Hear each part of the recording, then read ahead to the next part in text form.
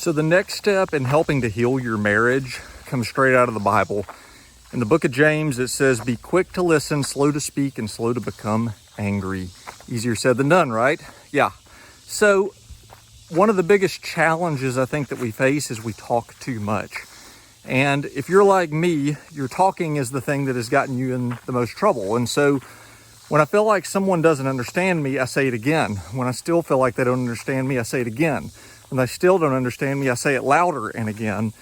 And I think what's happening here is it's not that they don't understand you, it's that they don't feel heard. So I'm doing more of the talking than I am the listening. So we've got to become better listeners. Okay, well, here are your 3 steps to help do a little bit better with being quick to listen, slow to speak, and slow to become angry. The first step is you need to call a timeout. If it's so volatile that we can't even have a peaceful conversation, again, you need to go away, you need to call a timeout, and you need to set a time when we're going to come back and talk about it later.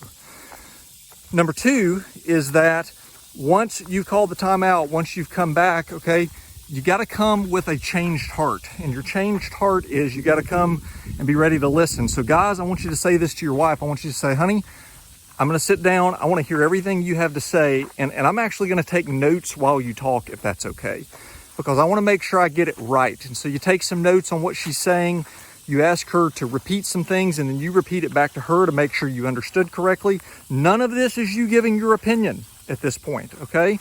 This is not a rebuttal, okay? None of this is you giving your take on this. I'm just listening right now. So number 2 is come back with a heart to listen, take some notes. Number 3 is I want you to take those notes, and I want you to go and I want you to sit on it for a while, and I want you to think about it. And maybe you run it by your counselor or a trusted person, and you get their advice, and you get a little bit of clarity on some of the things that your wife or your husband is asking for from the notes you took. And I'm willing to bet if you do these things, then the anger and the vitriol that you're dealing with in your marriage, it dies down a little bit, because guess what? Your spouse feels heard.